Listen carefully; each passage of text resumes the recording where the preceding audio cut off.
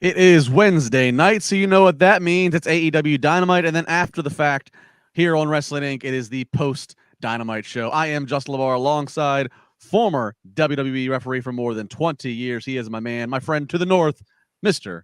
Jimmy Korderas. Sir, good evening to you. Good evening to you, JL. Good to be with you here. And it's Wednesday night, and you know what that means? Absolutely. I Yeah.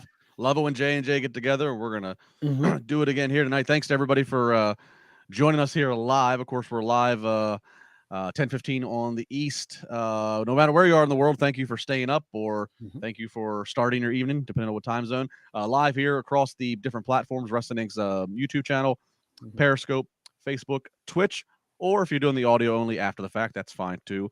Make sure you tweet at us at Justin LaBar, at Jimmy Korderas. Let us know, how are you consuming this episode? What are you doing? Where are you doing it at? What do you love about it? What do you hate about it? What did Jimmy say that made you mad? What did Justin say that made you mad?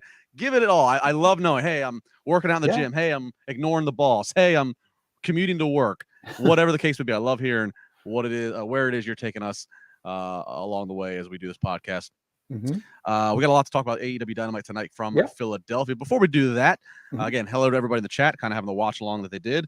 We'll get those chat comments going, especially super chats. You get front of the line. Let's also talk about a little bit of news that Wrestling Inc. has got going on. All these headlines, you can read about them and more on Wrestling Inc. But to pull out a few of note, first over in the Impact world, it's been announced that the IInspiration, the ladies Cassie Lee and Jessie McKay, formerly the Iconics in WWE, and they've announced, Jimmy, they announced earlier today that they are indefinitely stepping away from in-ring action. So they've been in Impact now for, a couple months, but they're going to step away. Don't know what the future holds. But I enjoyed these two. I enjoyed them as the Iconics. I know this might be blasphemous, especially if I say this to a fellow Canadian. I kind of thought, especially even in the Iconics days, they gave me little Edge and Christian vibes from the way they could play off of each other, the goofiness. And I'm talking about the Edge and Christian, like the playing the kazoo type days. Right. There was a certain entertainment factor that I thought, in chemistry, I thought these two ladies had. They may have not been the best in the ring, but they were very entertaining. And that's, that oftentimes trumps how many technical moves can you do. So I'll be curious to see where they go next in the entertainment world. Yeah, I'm curious to see too, and that's actually an interesting comparison that I didn't think of. But if you think about it, like you mentioned Edge and Christian. These are two young ladies that were friends for a very long time before getting into the actual wrestling business. So that chemistry was kind of there, and when they both got into wrestling, it kind of they gelled. It just worked for them. And like you said, so many years as the Iconics before becoming the Inspiration in Impact Wrestling. It's weird because, in this industry, as someone who had been there for so long, once it's in your blood, it's there. It's hard to get out. And maybe sometimes there's a little bit of burnout. It's been a tough couple of years now, especially with the pandemic that's been going on. So the travel schedule for the talent has not been what it used to be. So I don't know, maybe they just want to take a break and try a little something else. But at the end of the day, like I said, once it's in your blood, it's there for life. Absolutely. I mean, and they were victims of the pandemic from the extent that they were part of the mass layoffs that did happen during the pandemic from WWE. I don't think this is the last time we see him in the ring. And you're right. They were friends. That's part of, the comparison kind of draws there. They were friends. So that makes it that much easier. And I just think that there's just not a lot of female tag teams in general that I thought were, just clicked as well as they did. So, maybe they step back, take some time, some R&R, but quite honestly, the WWE door is never locked ever completely. No. AEW is continuing to try to grow their women's division. So I think if these two want to continue doing business together, I think that there's opportunity waiting for them. It just might be, as you always know in the wrestling business, it's all about timing with opportunity, and this just might not be the right time. So exactly, and down the road, as one of them happens to be married to a current AEW superstar, so you never know. They may show up there. The sky's the limit for them. I think, like you said, the door, I think, is probably open for them to go back to WWE if that is their choice. If they reach out, whatever the case may be, maybe at this time they just need a break from the wrestling industry. It does happen. Yeah. It doesn't mean it goes away from it. It doesn't mean you develop a dislike for it. Like I said, it just sometimes you just need that break. Yeah, but I agree. Yeah, but I'll bet too that we have not seen the last from the ring. If nothing else, every year now that the Women's Royal Rumble, they're always looking for just who's the women from the past that we could just have in as surprises. So even just to that, I think if they just keep their phones on, they'll probably keep some communication with the old employer. Oh yeah. And maybe that Royal Rumble will be in a stadium, because that just seems like that's where the WWE world is headed. Here's our other news story we want to drop in here. WWE reportedly planning to run more stadium shows in 2023 and beyond. This report coming from Matt Men's Andrew Zarian. And he notes that this is something, it's a goal, more stadium shows to be the norm. And it's something that is coming, or at least heavily influenced by President and Chief Revenue Officer, CRO, Nick Khan, to do more premium live events on that larger scale. I think this year they're doing 8 in 2022, all things told. So, for them to up it from that is quite the, it's quite the task. I mean, yeah, it's 8 this year. So Rumble was held in the Dome in St. Louis. We had the Elimination Chamber held in the Jeddah Superdome in Saudi Arabia. Mania Night 1 and Night 2 at AT&T Stadium. Money in the Bank coming up here in early July is going to be at Allegiant Stadium in Vegas. SummerSlam is end of July at Nissan Stadium in Nashville. My Titans, yep. I forgot you're a Titans fan. Yeah. The WWE, the UK show scheduled September 3rd in Cardiff, Wales. And then a return to Saudi Arabia is probably going to be the TLC pay-per-view sometime between September and early November. So, I mean, Jimmy, are you in favor of this? Because obviously that's potential for huge business. Yes. For the live gate and the revenue that can be drawn from this. But, the more we start to make all these shows stadium shows, does that take away? Do you run the risk of taking away the wow factor? Do you start to muddy? Is WrestleMania no longer as special because all these events and all these sets look as big as Mania, or am I overreacting? No, you do have a point there. It's like that's, again, I hate to say it this way, but it's that 6 of one, half a dozen of the other. From a business standpoint, it makes sense, especially if you can draw that crowd. And I think they're banking on the fact that it has been a soft couple of years where they haven't had live events, and to have some premium live events, as they call them now, because they're not pay-per-views anymore, right? They're called premium live events. Because you're not paying per show to view it. So yeah, but the other thing about having it in a stadium, depending on the stadium itself, is the way you can scale the actual presentation. Like it could be a 50,000 seat stadium or a 70,000 seat stadium, but you can scale it back to 25,000, so it does look full. Yep. The only problem is there's going to be those that go online and go to certain websites to find out what the actual attendance was, and they're going to say, oh, well, look, they were in a 70,000 seat stadium. They only drew 25,000. Yeah, but 25,000 is better than having a show in a 12,000 seat stadium. And financially, it depends on what they're paying rent as well. Sure. Is the rent that much more for them to rent out that building? So from a financial standpoint, they could be benefiting a lot more from having these stadium shows. But then again, like you said, also, does it take the specialness away from having a show inside a stadium, which, let's face it. When you say, oh yeah, I'm picking Nissan Stadium because I'm the Titans guy. Do you go, oh, yeah, but they just had so and so premium live event in a stadium.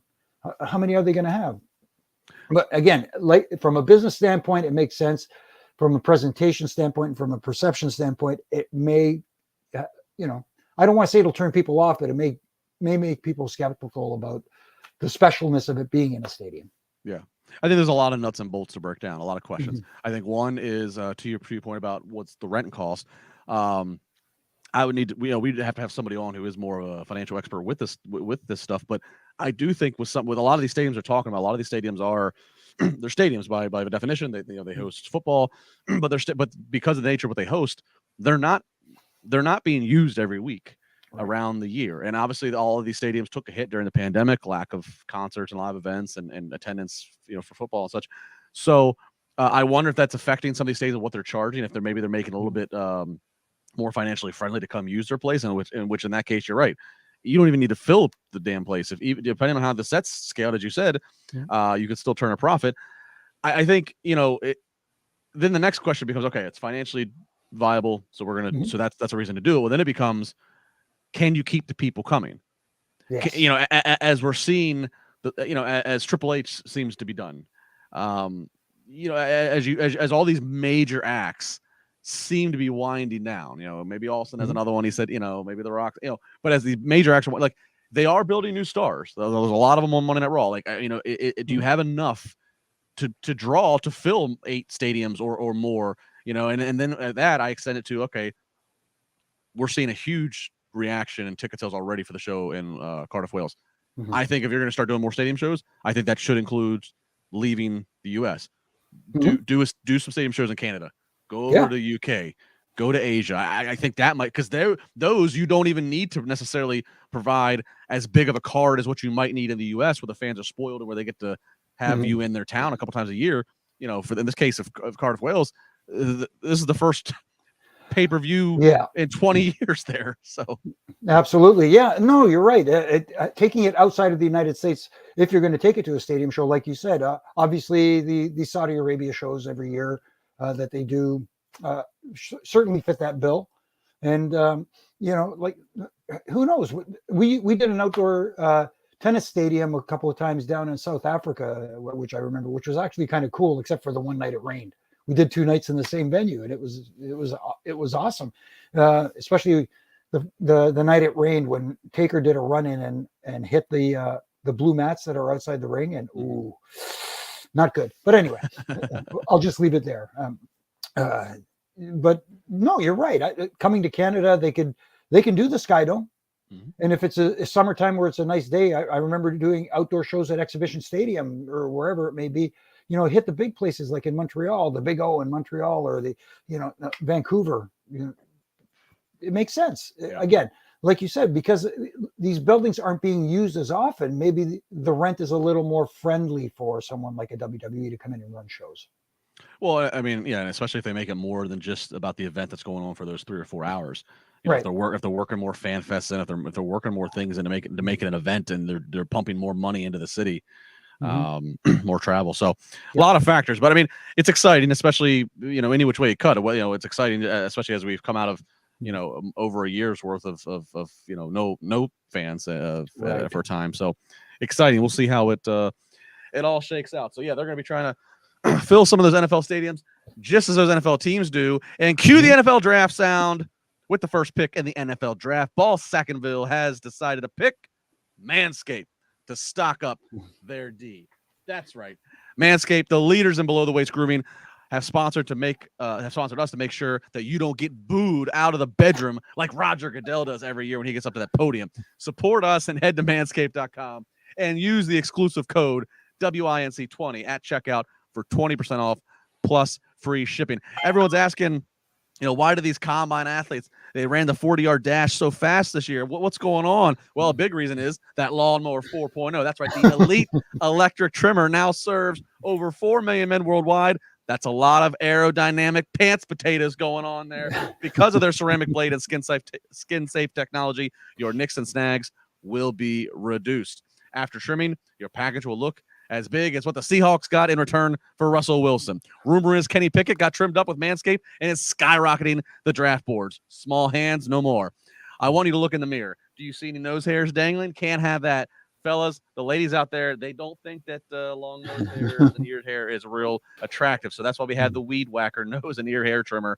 It is your friend. It is your solution. Why not use the best tools for the job? Performance package also comes with the anti-chafing performance boxer briefs, travel bag, crop preserver, ball deodorant, spray-on toner. They have it all. Plus, they also got into the business now. They got the body wash, 2-in-1 shampoo and conditioner.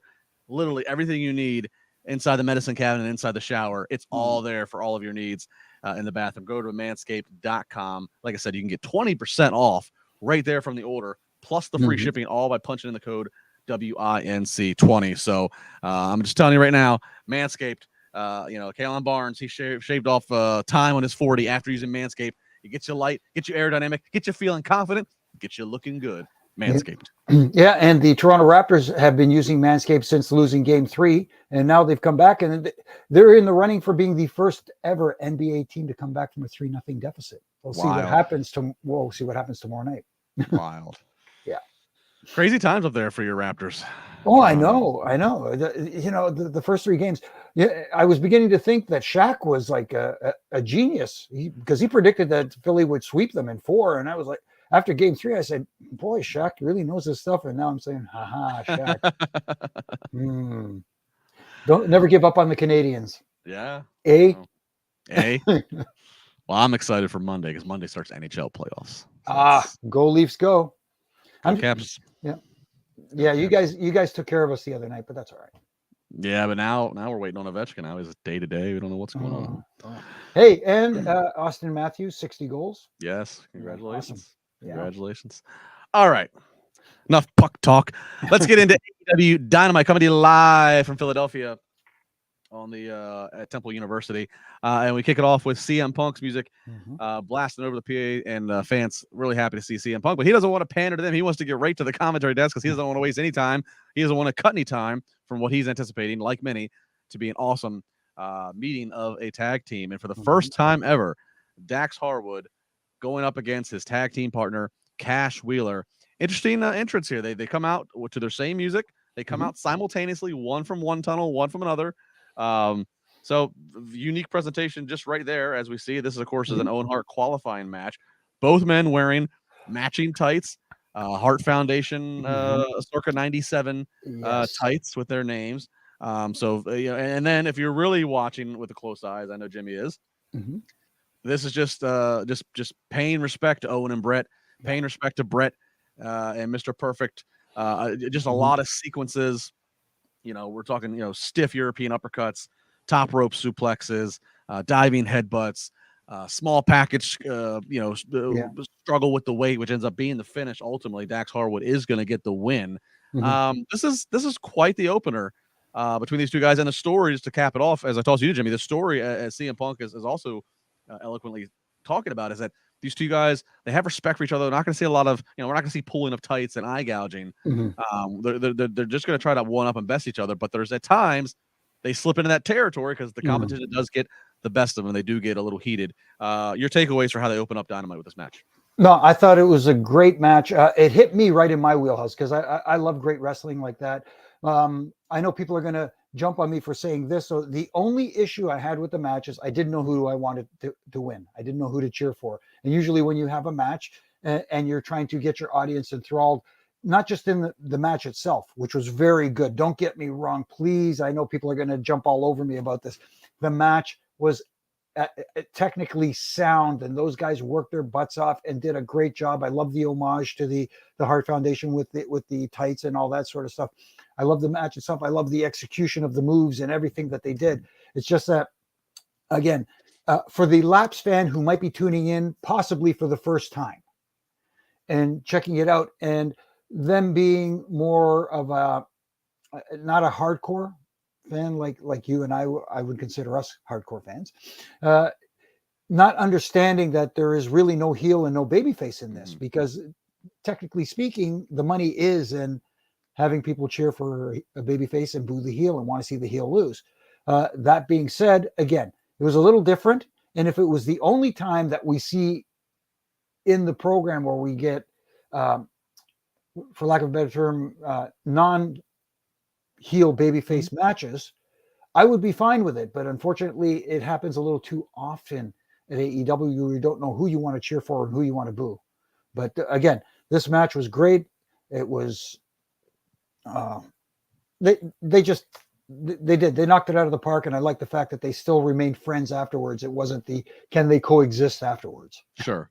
Well, and I'm with you. I'm with you too, in the sense of like, wrestling's mostly built on you want to have somebody to boo, you want to have somebody that's going to get heat. But I think, given this case, I think it is a little self-indulgent. These two guys get to go against each other and kind of, again, put on a greatest hits of some Hart moves and sequences. But I think the fact that it is a qualifier match for a tournament, I can justify that, as everybody wants to get into a tournament, even if you're in a tag team. Hey, well, you're my tag team partner. We're holding tag team gold, but I'd really like to get into that tournament too. So, that kind of is how I justify it and got through it.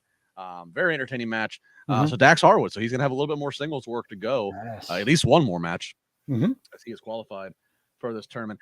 Jimmy, do you think? I mean, they fired Tully Blanchard kind of just out of nowhere. Obviously they're making no secret their love. They never made it the secret. They never had to be a secret of their love and respect for the Hart family and Bret Hart especially. Does Bret Hart show up as their next manager? Is that where we're going here?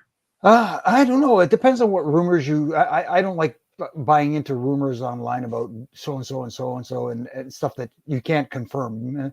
But if he were to show up as their manager, it would be absolutely huge. Or not just manager. I hate using the term manager, especially with someone like a Bret, as an advisor, as a coach, as more mentor. So. Mentor, yes. Oh, I love that word, mentor.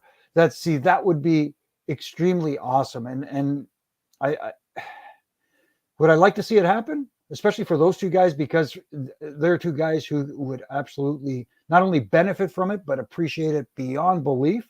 That would be the coolest thing ever. But I don't know if it will.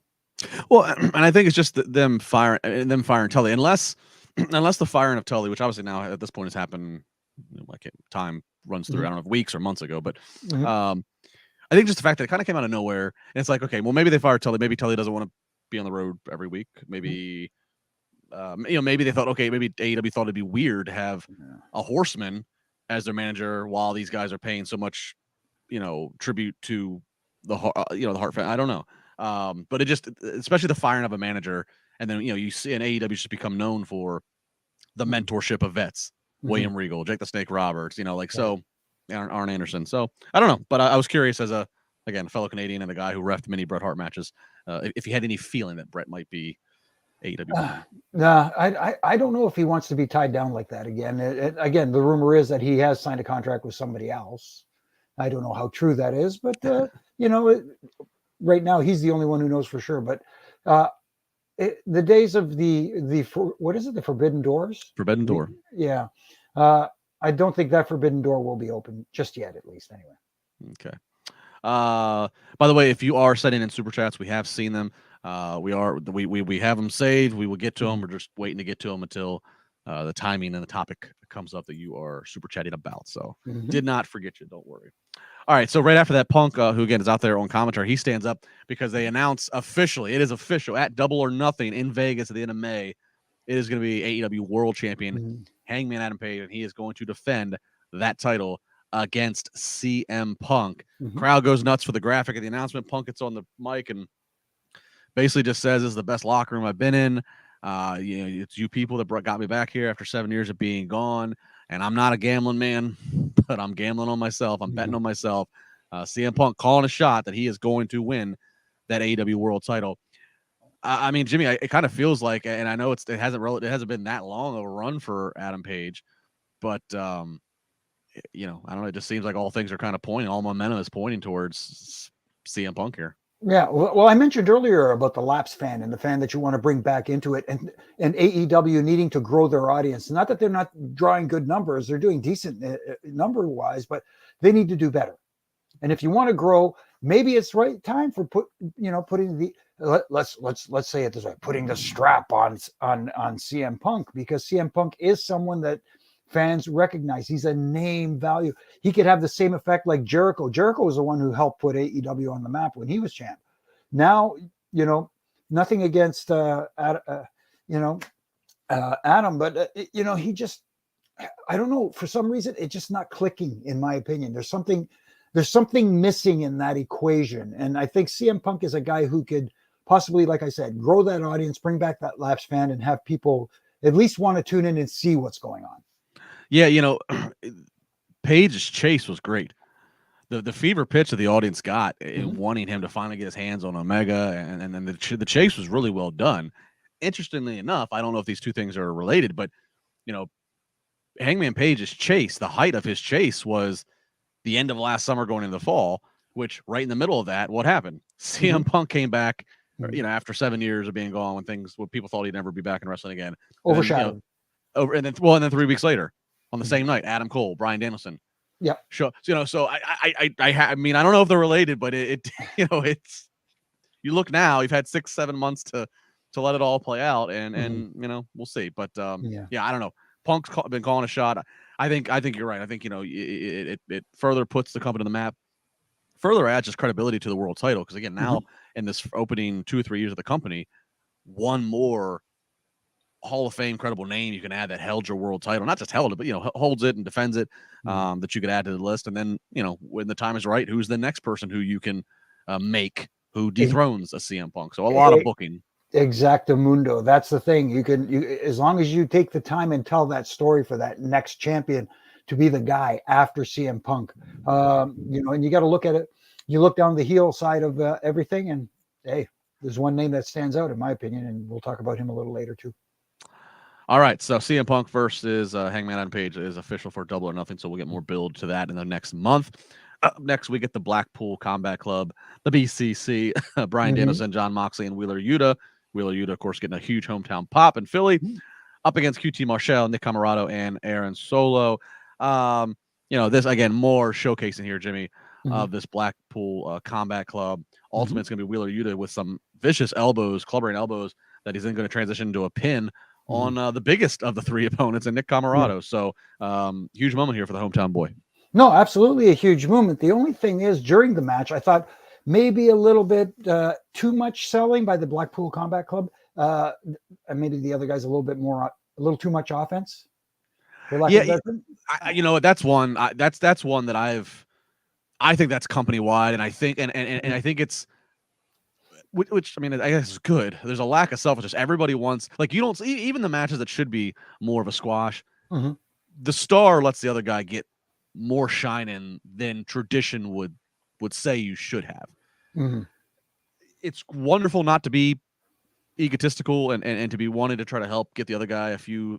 But I agree. I think there's times where it's like, well, but we can go around and around until the sun comes up on that one. No, and you mentioned that it is a company wide problem. It did happen again later on as well, in my opinion. But again, it's a little critiques, and I don't want people to think that I don't enjoy what I'm watching. I do enjoy it, but at the same time, if you're trying to tell a story, I hate to say there's a right and wrong way, because there's only what works. And sometimes, like you said, sometimes you have to bite the bullet and just say, hey, you know what? Tonight you're not getting so much offensive. Right. Wheeler Yuta. How do you think Wheeler Yuta's fitting in this? Because this is a huge deal to be the third guy. I mean, you have Moxley and Bryan Danielson, with the endorsement and mentorship of William Regal. They could have picked anybody. Anybody would have been clamoring at the booking opportunity to be pieced in this, no pun intended, elite group. What do you think of Wheeler Yuta being the guy? So far, okay. I want to see a little bit more. I want to see him grow a little bit more into that role. And what I do like about it is he doesn't come in and he's not, let's put it this way. He comes into the group. He's not on the other two guys' level yet. He's working his way. He has to work his way up to that level. And I like that story. If they tell that story that, hey, you're part of this club, there's the Blackpool Combat Club. You need to elevate your game so you can be on equal status with the rest of us. You know what I mean? Yeah. And if they tell that story, cool. But he's not there yet. Not there, but he did get it. He got the pinfall tonight for them. So that's something. If you're keeping score at home, keep track of. We do get a backstage promo. We got Britt Baker, Jamie Hayter, and Toni Storm, and then Toni Storm has Ruby Soho come in, and so just a lot of trash talking between these ladies. So nothing too much here. Just again getting them a little bit of screen time and just reminding you who's who. Exactly. And that's fine, because the women need their airtime too, and they want to air their grievances, but at least we got to see a little bit of personality from Ruby and stuff like that. Didn't get to hear much from Toni Storm though. No, not much. Not much. I mean, the ladies, I'll say, you look at it, I'm like, all right, well, this, do they need to do this? But I'll give them the credit. In a 2-hour show, they get a lot in. If you actually sit down and I don't know how you prep and take notes for this. Obviously, I have to remember who's when, what the finish was, whatever. I'm writing down a lot of things. When I actually go by and I actually start to itemize things, and I realize holy hell, in 2 hours, they get a lot in. To their credit, they get a lot of all right. Look, oh my God, I'm at least skipping some spaces here. You're single space everywhere. Yeah. So I could try and get it on one page. That's all. No. I do my best. No. I'm flipping through the pages all the time here. I have to space it out. I have little symbols that remind, this symbol. I have a symbol that's okay, that was the finish. Different things, just different little codes, so I can decipher. So I don't have to sit here. Gotcha. Longhand, long read it all out. It's how the sausage is made, people. Exactly. All right, we got a peek behind the curtain. Peek behind the curtain. Yeah. All right, we hit another backstage. Dark side of the podcast. Let's not get too dark here. Yeah. We get Christian and Jurassic Express. They're backstage, and we're seeing a little tension, little bit between Christian and Jungle Boy and Jurassic and Luchasaurus. But they say that everything's fine, and Christian says that they're going to call out any team in the top 5, and quickly to answer that is Ricky Starks and Powerhouse Hobbs. So Christian, again, I left him out earlier. I said William Regal. I said Jake the Snake Roberts. I said Art Anderson. We, of course, talked about Tully Blanchard. Christian, another vet there in that mentorship role.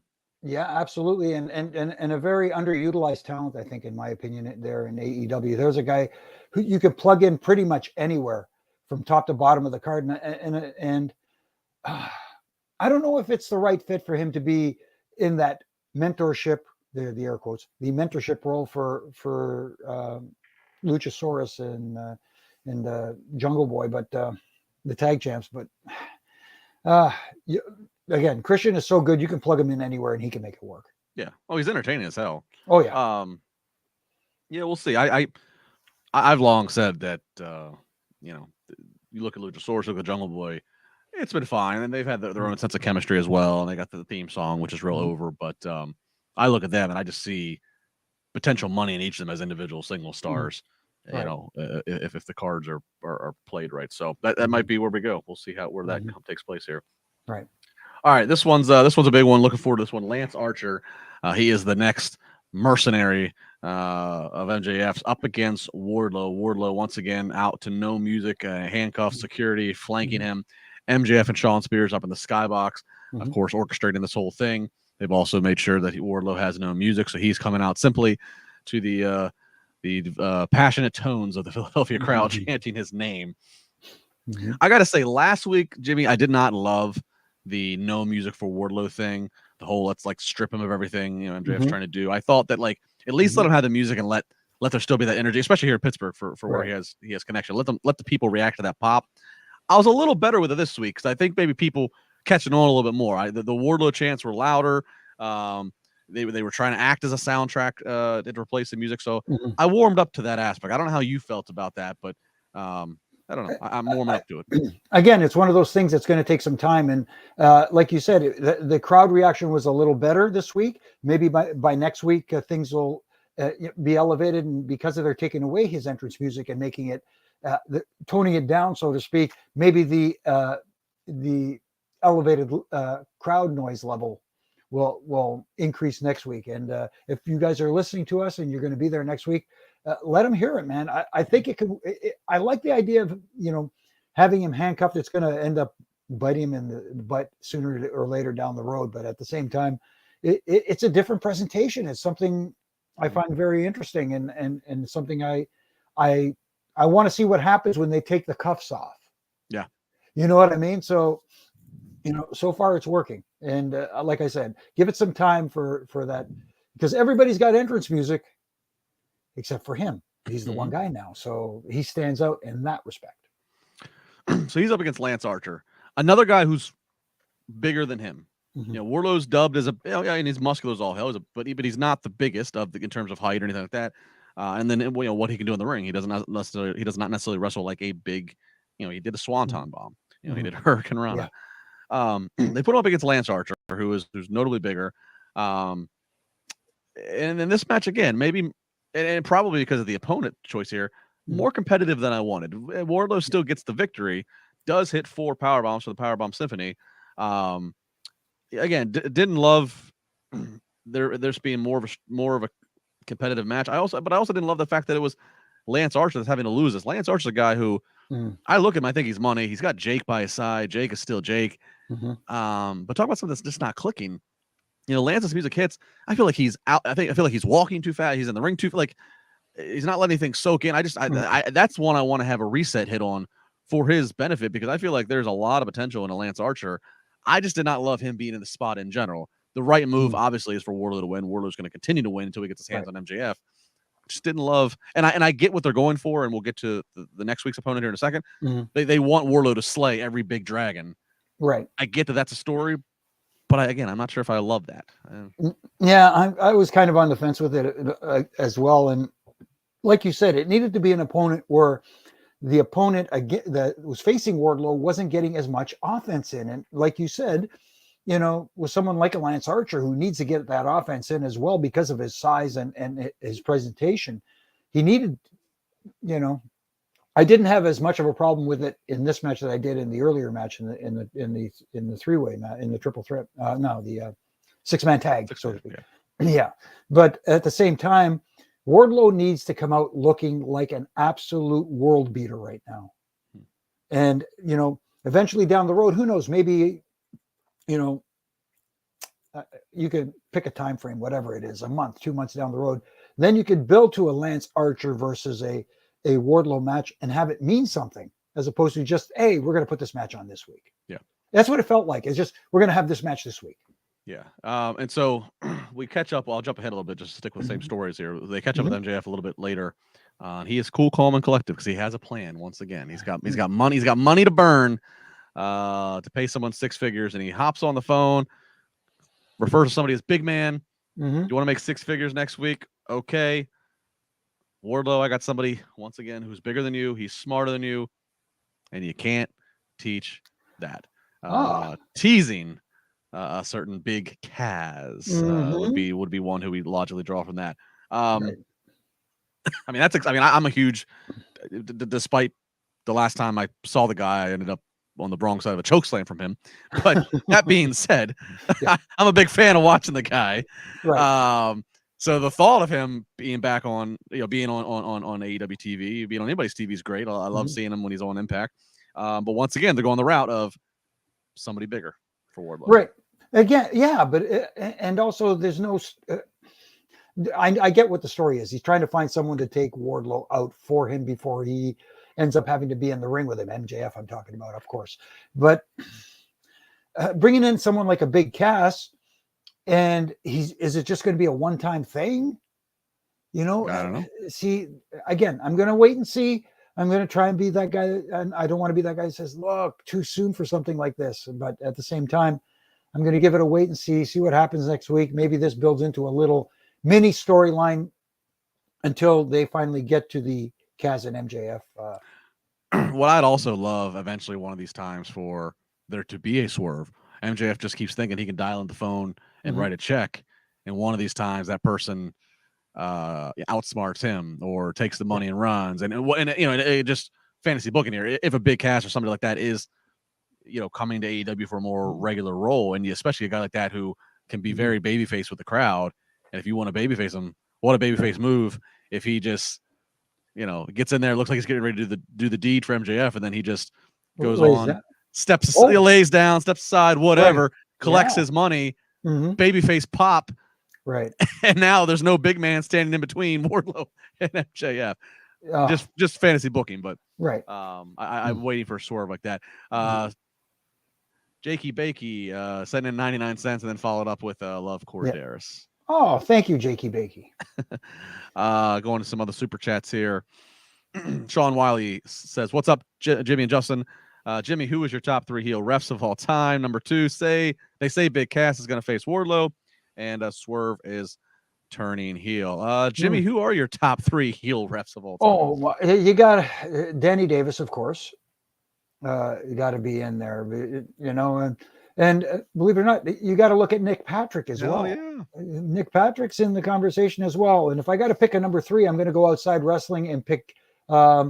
You might get this one, Justin. Some might not get it out there. Kerry Frazier, NHL referee.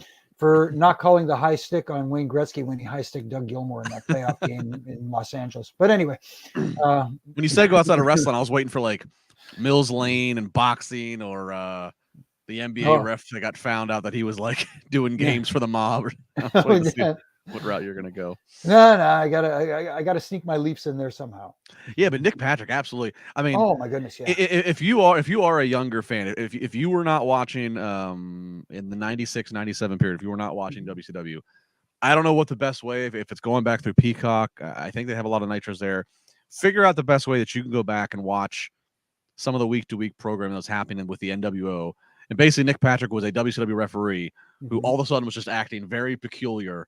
Yeah. And things were, it was just, and I'll just leave it at that. I don't want to spoil anything and the way it developed. And that was some great television. At 96, 97, that was an out. We had seen heel refs before. Obviously, you named Danny Davis, the Hebner twins, but that was still the way they were doing it.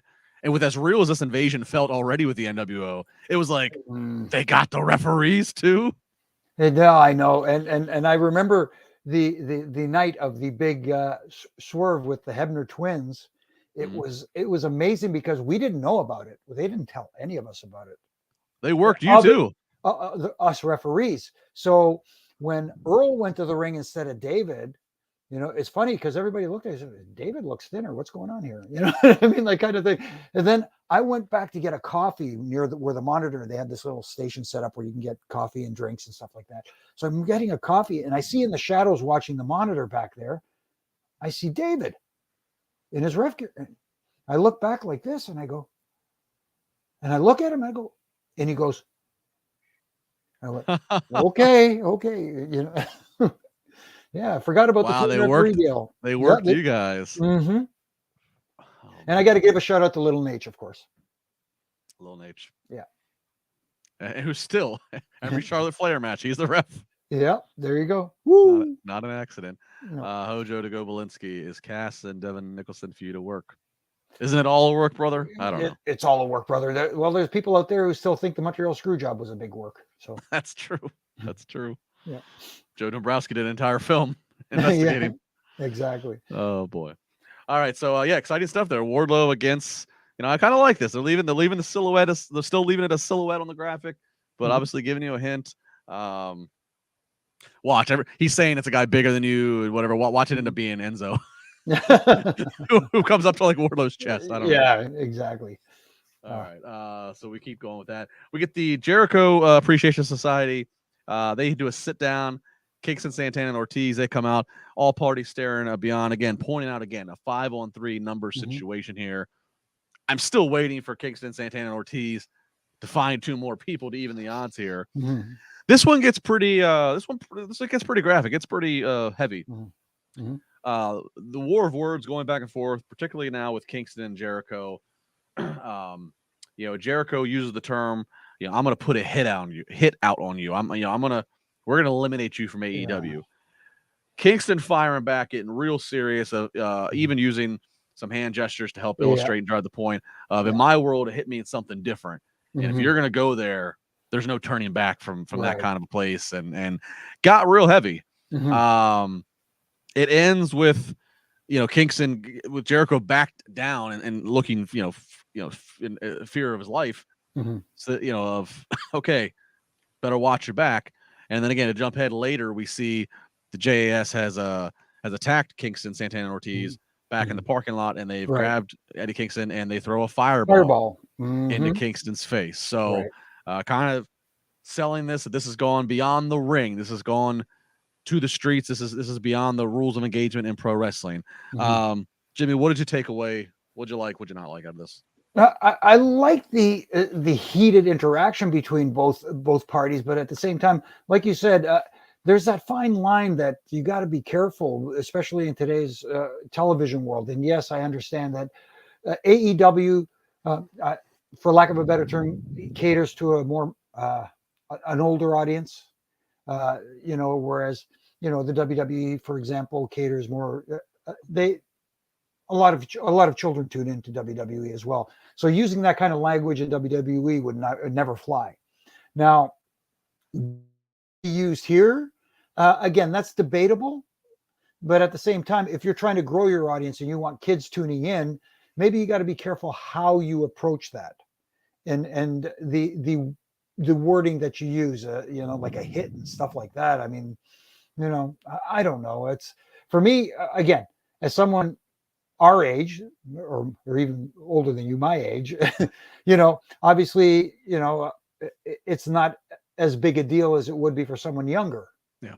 So again, as someone watching from a corporate standpoint, someone watching from the network, and if I hear that, does that bother me? Those are little things that you have to sometimes think about. Corey Pride, Super Chat, he kind of brings up something similar here, asking, did Kingston go too far with the murder innuendo? Not good with new network execs watching. Makes a good case for scripted promos. Well, Corey, it's interesting. There is the merge now with Warner As a Discovery, yeah, I believe. So you're right. There are potentially new eyes or different eyes in power who might be looking at their assets and what's in their valuable TV time from 8 to 10 on a Wednesday night. So that's interesting. That being said, we don't know. Maybe, yeah, I don't know. I don't know what the protocol is. I don't know if Tony Khan clears things or has to clear things.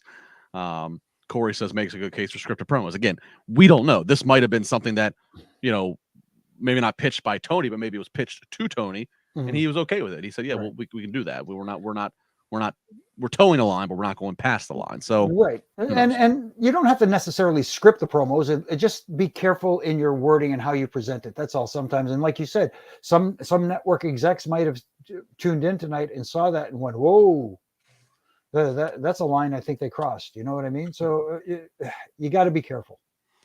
That said, I am very intrigued to see Eddie Kingston get his hands on Christian, to see the retaliation. Exactly. And I will say that the language of hit and stuff like that. If you're going to get into that territory, Eddie Kingston's presentation and character is the most appropriate and believable. That I believed him firing back at Jericho, like, don't use those words with me. You don't know what they mean. That we're stepping beyond wrestling promo. Right. I believe in Eddie Kingston when he more so than I would believe most anybody else. So, to their credit, I'm intrigued at this point now to see what the return is. Yeah, and the little things that Jericho does, like he gives us again that peek behind the curtain with these shoot lines about him not being welcomed at very many places. Let's put it that way. Yes. All right, they're in Philadelphia, so you got to have a Philly street fight. You got to have kendo sticks. You got to have some hardcore. We get Serena Deeb up against Hikaru Shida. Obviously, these two ladies got some history here. This is a hard-hitting kendo sticks all over the place here. Ultimately, though, Deeb is going to get Shida to tap to the Texas Cloverleaf, and they do also show Thunder Rosa, the current champion, looking on backstage. Real quick, cheap plug, Thunder Rosa is going to be here in the Pittsburgh area this Saturday. Ross Draver Ice Garden. We got a huge show here. Our IWC Wrestling merging with Northeast Wrestling for this big joint show. Thunder Rosa, the Hardy Boys, Eric Redbeard, Fandango, Matt Taven, yours truly. Going to be a hell of a show. Ross Draver Ice Garden this Saturday. Still get some tickets, the last few tickets that are remaining. Check it out. Google it. Back to the scheduled program. Jimmy, really good women's match here. These two came out. I wasn't sure. I was kind of taking some notes. I was putzing around, as they'd say, but then after a few loud cracks that I heard, and then I hear the pop, they got my attention. I was glued from that point on. No, absolutely. These women worked their butts off. They worked hard. They hit hard. Let's put it that way. And they got what you wanted. They got the audience interested. It didn't sound like they were there at first, but they started coming along, and you could tell that they were getting into it. And I hats off to these ladies. They put on one hell of a performance. And the one thing that they did was it's a Philly street fight. So all this stuff is supposed to hurt, and you're supposed to sell. And guess what? They sold. Even the ones that were working on offense, because they were hitting moves that they landed hard as well. And they were selling. They did it. I hate to say that the right way, but they did it in a way that was believable. Let's put it that way. Make it matter. Yeah. If you're going to go out there, make it matter. Exactly. Make it matter. Don't be a robot. Don't keep just moving forward. I really enjoyed this. This actually kind of one of the surprises of the night. Because again, I'll be honest, when I saw it on paper, I know the history here, and I know this is the history they have, Deeb versus Shida, but I just, to me, I thought, okay, this might be a match where I'm up, doing, whatever. But they got me, so I was there. And you're right, the crowd, everybody kind of caught on here. So Serena Deeb, another win, and they kind of hint towards she might be an upcoming challenger for Thunder Rosa. Cool. All right, House of Black. They make their way out to the ramp, and we see Fuego del Sol just laying there, lifeless under the spotlight. But just as House of Black makes their appearance to show off their trophy of attack, all of a sudden we start hearing, we see a figure masked and robed in the ring. We think it's Alex running his promo. All of a sudden we see Penta come out to the ramp. We see Pac come out to the ramp. House of Black gets in the ring. They think they're all ready, only to find out that the masked and robed individual that they're in the ring with is a returning Rey Fenix. And House of Black gets bested here by the Death Triangle. Ray Phoenix looking good back from injury. He's got a shovel, mind you, that he's swinging wildly. That's a formidable weapon. I mean, I'm real quick here. I'm a big fan of Penta. I always get excited to see this guy on the screen. I like his presentation. I like Penta. I like saw him in person for the first time in Lucha Underground years ago in LA. Sold me there. I thought this was a neat little segment. I didn't know what we were getting. They promoted all night. We're going to hear from the House of Black. Right. I thought we were going to get another smoke and mirrors video promo. This was kind of a nice little surprise. It did way more business than I expected to be accomplished here. And that's the key word. It did a little more business because it got you interested. It told a story and what makes you want to see more. And I do want to see more of House of Black versus Penta and Pac. And it worked. Let's put it that way. Everything they did worked. And you talk about stuff meaning something. Everything they did meant something. And, moving forward, we'll see where it goes. But so far, they got me interested. I like the House of Black as well. I like the presentation. I do have to say, though, and I know there's Rampage and there's the other shows that are not Dynamite, but I do feel like, and it's tough because it's only 2 hours and we have so many acts that's going. I feel like House of Black has lost some. There hasn't been. There was a time there where I felt like Malachi Black was on every week. He was just on the rise every week, and he's acquired, Brody and Buddy, but the vignettes are cool that they show, even if they just work in a 30-second vignette. But I do think there needs to be kind of a return to priority with them a little bit, because I think that they could be one of the most dangerous, right? In a company full of alliances, they could be arguably one of the most dangerous and most believable. And then again, with the kind of supernatural element to them, it just gives you even more creative range for what they're allowed to do in their universe. Exactly. And I know some people aren't into the, like you said, the mysterious magical. Yeah, Raj hates magic. He hates me. He will tell you right now. If he hopped around now, he hates the magic. I know. I was kind of referring to Raj a little bit, but anyways, say his name. But he's Raj. not. It's not just him. There's others. But again, this is professional wrestling / sports entertainment. Sorry, folks, I don't have an issue with the term sports entertainment. It doesn't bother me as much, because if it's entertaining in a sports presentation style, what do you call it? But anyways, and part of it is the suspension of disbelief. And do I tune into any other program on television and go, that can't happen in real life? No, as long as it's entertaining, as long as it's interesting and draws me in, I'm cool with it. Yeah. You're a sports entertainment referee, aren't you? Yes, a sports entertainment referee. Yes, sir. All right. Up next, we get a 10-man tag action as we have Adam Cole, Red Dragon, and the Young Bucks all needing to coexist, work together, get on the same page.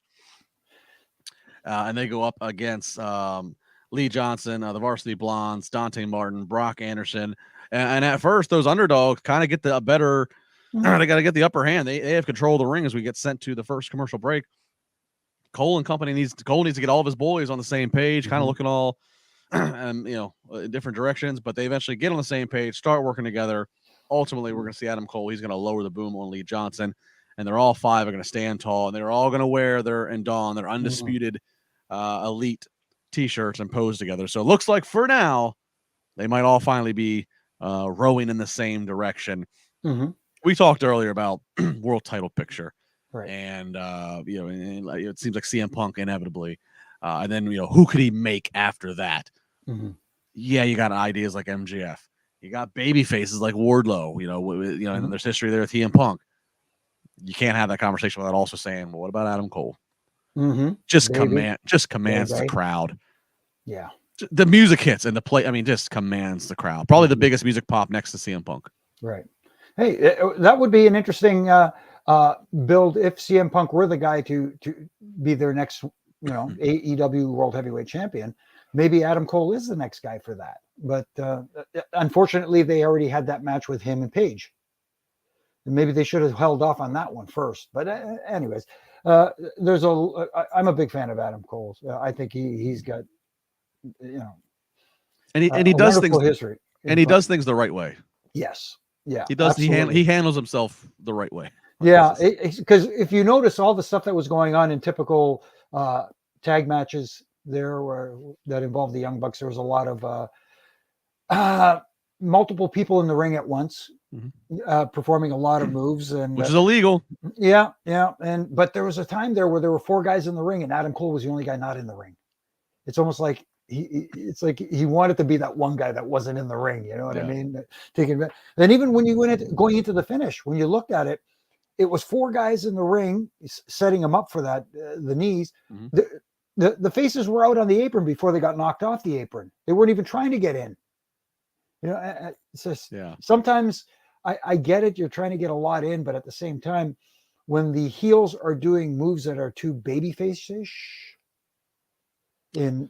Well, I think that that probably dives into a deeper thing. I think I saw it was Dustin Rhodes who did an interview somewhere, and he kind of outlined how much fun he's having, how he's working with the women in AEW, but how the difference between how he's coaching in AEW, whereas in WWE they called it, well, once upon a time they called it an agent, now they call it producers. And he noted how in WWE how much more hands-on and strict the producing is of what you can and cannot do, whereas in AEW it's a little bit more coaching in general direction, but letting the guys and girls call the plays, so to speak. And there's a case to be made. There's pros and cons. There's a case to be made of not micromanaging and just letting talent be talent and be creative and coming up with things and not being so redundant. But there's also that con of, well, where's the quality control? Exactly. Trying to do too much again. And that's the only issue I had, not with just with this match, but the one we're going to talk about very soon. Trying to get too much in. They didn't need to do that much, in my opinion, anyway. But Undisputed Elite standing tall, so we'll see where they go. 5 very powerful guys here, being led by Adam Cole. All right, main event time. It is the TNT title ladder match. Champion Sammy Guevara up against Scorpio Sky, of course, who's got Dan Lambert by his side. Sammy Guevara and Ty Conti give a big old tongue kiss to make their entrance complete. Crowd is just, Sammy has just turned into this nuclear heat overnight. Not the good kind of heat, that's for sure. I don't know, and there's so many levels to look at this. To me, if the crowd's reacting, the crowd's reacting. Right. So I just think it's great. But there is won't go down this wormhole, but there is an avenue of people that have gone down where they're going too real into their personal lives and letting that become too much of, when that's not the story that's being told on TV. And, where's your line in the sand here? Nonetheless, Sammy and Ty getting huge heat. Scary high point here. Sammy does I don't even know what the name of it was. This crazy ass flip off the ladder. Pretty much spot. Yeah, pretty much misses Scorpio. Nasty landing. They end up going to break at some point here. Sammy gets back in, springboards off of one ladder into a TKO from Scorpio Sky. There's a ladder pulled out with barbed wire on it. Again, we're in Philly. Why though? Anyway, you never needed to put some barbed wire, halfway up your ladder that you're scaling. Oh my goodness! You're decorating the Christmas tree. It was just. Oh, give me that barbed wire. I gotta put it right above the nutcracker here. Yeah. Hey, hopefully the women don't use barbed wire in their hardcore match or their Philly street fight. But it was there, but really, why the spots they were doing, it wasn't really that necessary. But anyways, that's just me. Spanish fly onto the barbed wire ladder. Ty Conti gets in the ring, kicks Dan Lambert in the balls. Paige Van Zant comes out and starts to. She works with Tay a little bit, Ty Conti a little bit, and then the finish basically, as Sammy and Sky are both going for the title.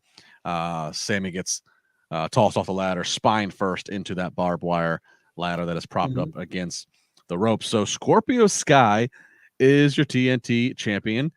He takes it from Sammy. I was surprised by this, Jimmy. I did not think they were going to have Sammy Guevara lose his TNT title right now. I didn't think so either. That caught me a little off guard. But at the same time, I talked earlier about the Philly street fight where the women were selling even when they were on offense. I thought there were times in this ladder match where they did these incredible bumps onto the ladders, onto the barbed wire stuff, and didn't give it enough time to digest. they were back up to, too fast, too soon. There, Terry Allen Jr. saying Scorpio Sky didn't stay down long after the barbed wire spot, but neither did Sammy after one spot where he took the bump off the ladder.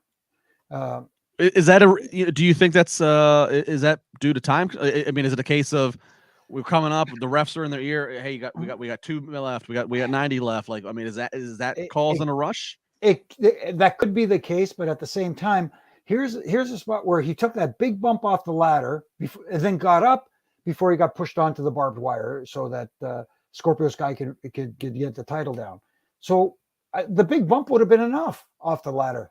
I mean, he was right there, but they had to squeeze in the bump onto the barbed wire after that crazy bump. So sometimes when you talk about leaving stuff out, sometimes just leave it out. What do you make of them taking the title off Sammy? He just did this kind of, he did a heel turn, which I don't think Tony Khan, I don't think that was in his 3 or 6 month plan. I think this is kind of took on a life of its own, but you can't avoid it. That's just how the crowd's reacting. But you're not going to not have Sammy on TV. At least I don't think that's what they're going to do. Right. So I'm surprised to have him drop the title. I don't know if that's that would have been. Oh well. Like, I don't know. Is that okay? Now you're a heel, so now we're gonna have different plans for you. And that plans don't. It doesn't make sense for you to be healed. We don't want you defending this TNT title. Or I don't know. I'm just very shocked by that decision. I'm a little bit surprised by it too. But is Scorpio Sky a baby face that I didn't? Well, that's the other thing. Yeah, as Dan Lambert's group is not. Yeah, exactly. So. Let's say that Sammy Guevara does take down the title. He retains the championship. The crowd goes banana, as they say. Banana. But in a negative fashion, and they start booing. And then Sammy turns to the crowd from the top of the ladder and lets everybody have it.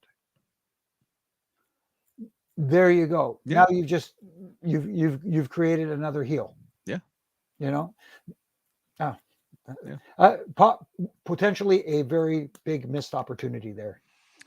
Yeah, we'll see. We'll see what the plan is, where they go from here. Scorpio Sky, your new champion. So that was AEW Dynamite. I want to ask you something, Jimmy. I think I'm going to know your opinion of it. So I'm not going to ask so much of your opinion about it, but I'm going to ask you. So, we saw it, and I'm bringing it up because it's not like it's just me watching things. Enough people on social media say they see it and whatever. And matches, especially with ladders in AEW and such. Right. Oftentimes you can catch very blatantly and bluntly the referee helping anchor the ladder, keeping props in place so the spot can be done. Was there ever a rule or policy when you were there in WWE about like, yes, you can do this to help make sure the ladder doesn't tip when it's not supposed to, so Jeff Hardy doesn't fall and break his neck, or we don't want the stuff to fall off the table and look disastrous, or was that on the performers? Was that like a huge no, refs, you do not touch the props? For the most part, we were staying away and out of the picture so that the performers can do their thing, and it was really their responsibility to make sure that they steadied the ladder in a spot. Obviously, nothing is 100%, but at the same time, they would do their best to steady the ladder as best as possible before they climbed up and did whatever spot they were going to do. There was an odd occasion where, somebody would come up and say, hey, we're going to do this at this point. Is there a way you can come up and kind of look like you're giving us crap about something or telling us to be careful or whatever, and you're kind of holding the ladder at the bottom? Yeah. But one of the things they didn't like us doing was reaching in and blatantly anchoring the ladder, so to speak. Yeah. Yeah. I was curious because, again, people bring it up to me with AEW, and especially you were involved in so many TLC matches with the Hardys, Edge, Christian, and Dudley's back in the day. So like you were around so many of the spots. I was kind of curious, like what the policy was at the time for that. So because again, the referees are meant to be inconspicuous. We're there to obviously, like I said, help the talent tell their story, but at the same time, not be a distraction. Very interesting. Very good. That's why we have him on. Insight that we you can't just buy 20 years of WWE reffing experience and stories. But you will notice. Okay, you brought up the one at WrestleMania 17. Remember the big spot where I was there, where Jeff is hanging from the and Edge does You a spear. swing him into the spear. Yeah. Yeah. You know, if you look down at the bottom right corner of the screen, you can just barely see me. There was a ladder that was on the ring. I'm just trying to pull it as much out of the way as I can so that they didn't land on it. But other than that, you know, I do remember Edge coming to the back afterwards and just saying, "Thank you for pulling that ladder." I said, you probably wouldn't have landed on it, but I didn't. Yeah, you know, No need to take the chance. Yeah, exactly. No need to ruin what was otherwise a historic match. Yeah, Exactly. I spotted a lot of you in the past week or two because that was all fresh in my mind because I had saw a lot of TLC clips. You know, just watching a bully on Stone Cold deal, so they showed a lot of that. So yeah, and thank you to both of them for they shouted you out at nice little shout out. So you're on my mind there, and then I don't know why I got down a wormhole the other day when I was like eating lunch, I think, and I got down a wormhole watching Beyond the Mat again for a minute, and when they show the famous dark match between Michael Modest and Tony Jones, I think you're the ref for that match. You know, I don't know. There was a lot. I just spotted a lot of you this past week. So and then it's like, oh, I'm sharing the mic with you tonight. I got to bring up the. Is it with the frullet, the fro mullet that back? Yeah, you had a little bit. Yeah, a little bit going on up there. Yeah. A little bit going on up there. Yeah. All right, that's gonna do it tonight for our AEW Dynamite post podcast here on Wrestling Inc. Again, big thanks to everybody for the live chat, live comments, watching wherever you are around the world. Again, make sure you I put the call to action out there again. Make sure you tweet at Jimmy Korderas, at Justin LaBar. Let us know how you're consuming this podcast, when, where, what do you love, what do you not love. A lot of fun here. Again, as I said, big show here in the Pittsburgh area, Raw Straight Saturday night. You can hit me up on Twitter. I'll give you more details if you need it. The Hardy Boys in action.